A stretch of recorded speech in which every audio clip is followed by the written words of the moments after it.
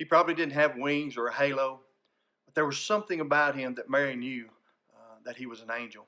Now, Mary was young, and Joseph was a good man, the kind of man that any father would love to have for a son in law.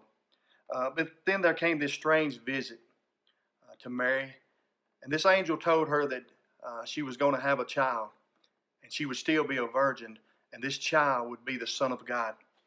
And Mary believed him. But then she had to tell Joseph. And she did tell Joseph, and Joseph didn't take the news very well.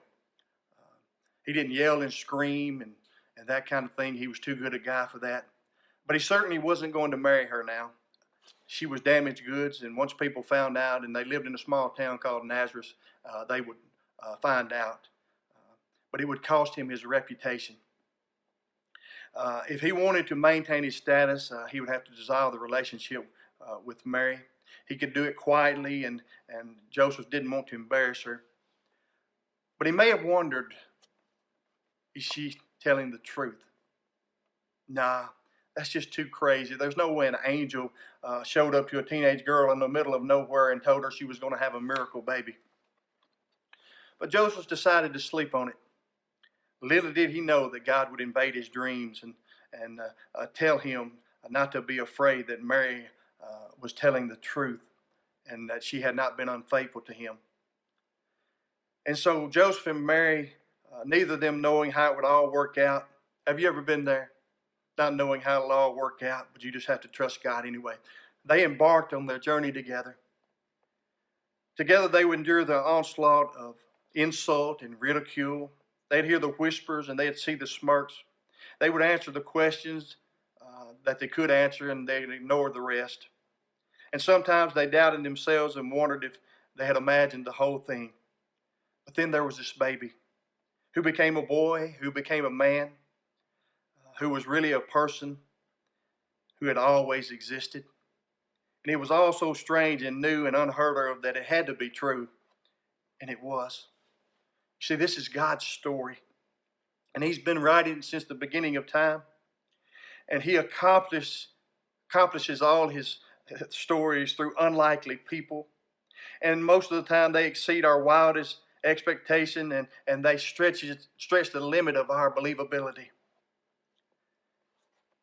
Mary and Joseph had dreams of getting married and having a home and raising children.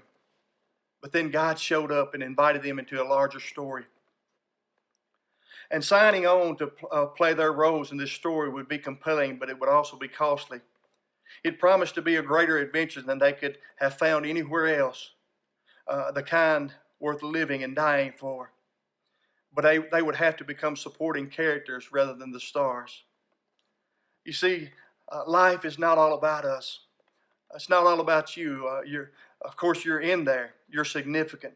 Your life has meaning and purpose and all of that. But let's be honest.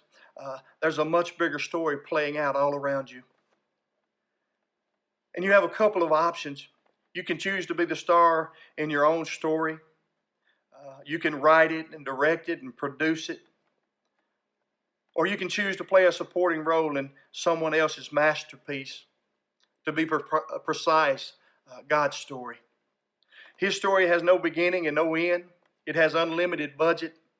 And the wrap party promises to be something that we can't even begin to imagine. The only problem is you don't get to be the star. Of course, it's a much better movie. And because there's someone else writing and producing it and directing this thing, it'll be a lot easier for you. You won't be run ragged. And as it turns out, nothing less than the big story will really ever satisfy our deepest longings. And what we find when we allow our stories to be absorbed in God's larger narrative is that we can embed our time into eternity. But the choice is yours. Do you want to be the star in your own little show, or do you want to play a supporting role in the greatest story ever told? Think about that.